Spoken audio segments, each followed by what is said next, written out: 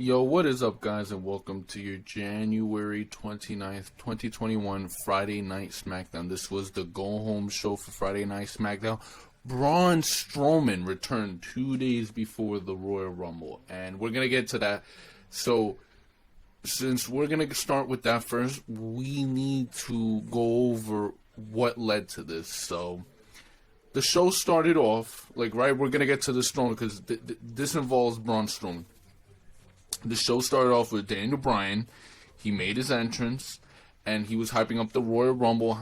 And honestly, this made me believe that he would win the Royal Rumble. This made me believe that, despite the reports from WrestleVote, that despite that shit, the winner being scary and shit, I still think he would win. So, he made a good point, whatever. Before his career's done, he wants to win the Royal Rumble. That's the only blemish.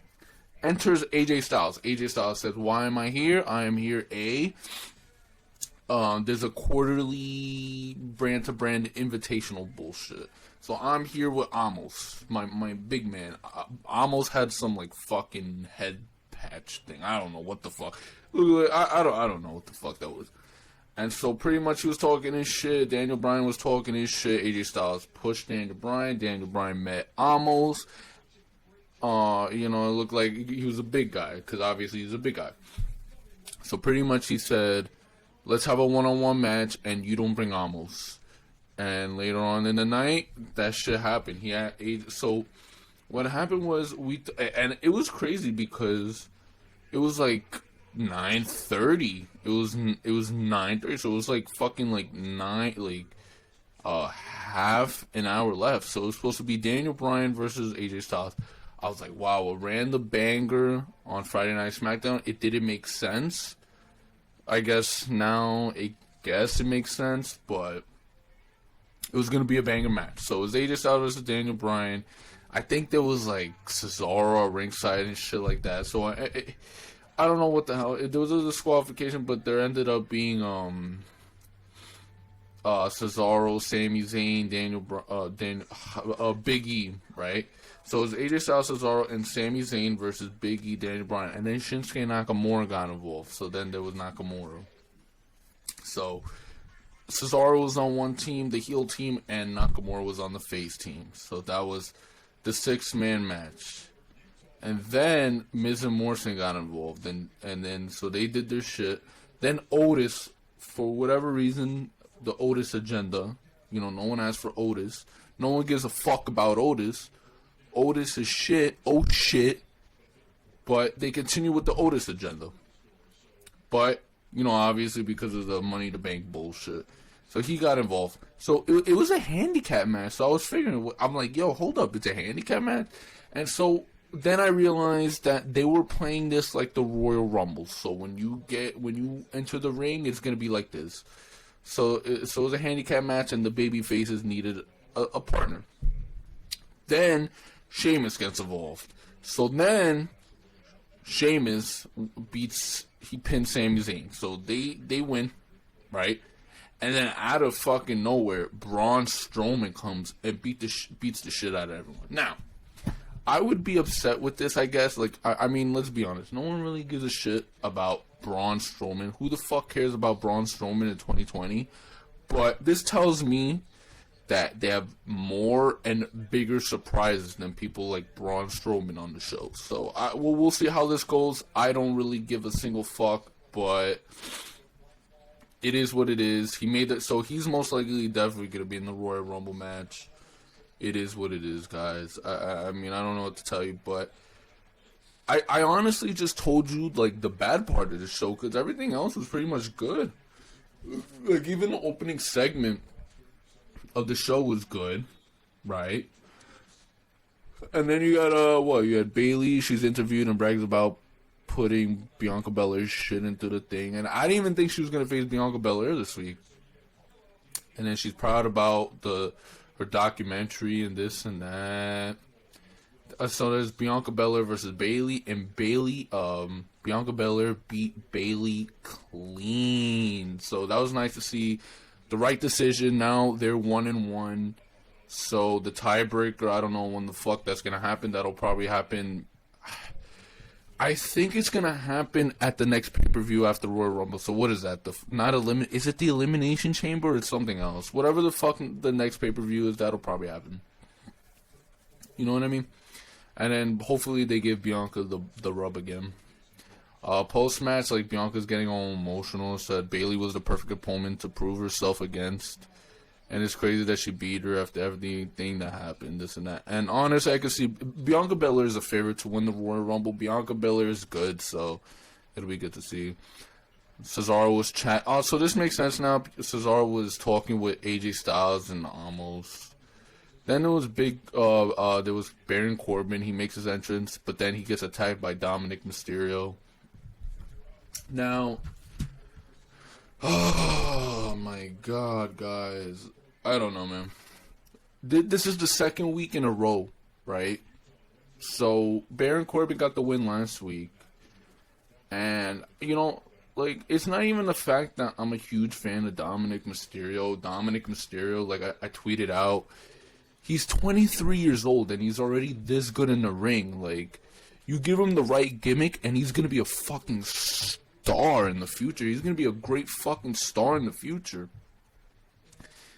So they put out, he just needs the right gimmick. So they put out Baron Corbin versus Dominik Mysterio, and Baron Corbin wins clean with the end of days.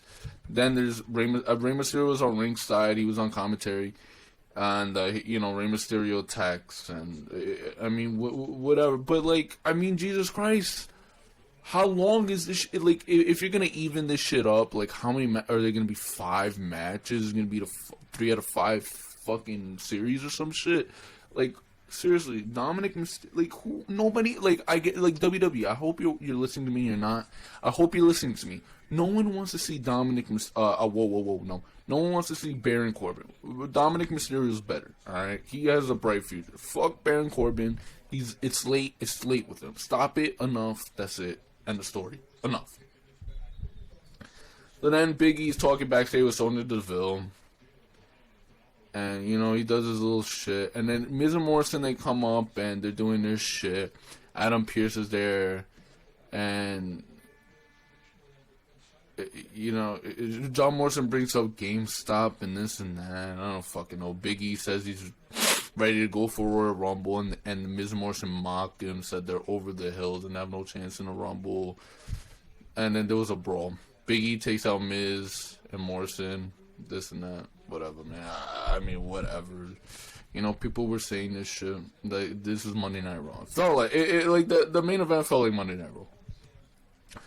Commentary, they hype up Tamina versus NATALYA, and whoever wins on Backstage is number 30 in the Royal Rumble. Who gives a shit?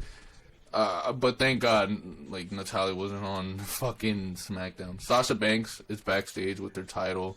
Kalisto rolls up, gives her a hug. Then there's Reginald, and I guess she was flirting with him, and I was gonna make a joke about Makazi, her husband, but whatever. They were flirting backstage, and I guess she was trying to persuade him. I mean, who gives a shit?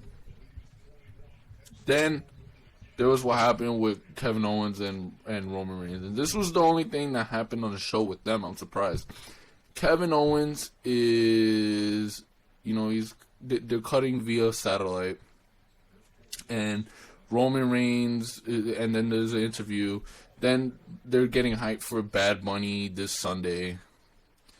And Shinsuke Nakamura is walking around backstage, runs into Sami Zayn. And Sami Zayn's like trying to persuade, manipulate Shinsuke. Shinsuke says he appreciates everything, but everything is done, but go to hell. Oh, yeah, true, I remember that. Okay. Kevin Owens and Roman Reigns are interviewed backstage. And like, Kevin's talking to shit, Roman's talking to shit, and essentially, like, Roman Reigns is going after his dad. And then Kevin Owens cuts a fantastic promo where he's like, it's all emotional about his father and his family.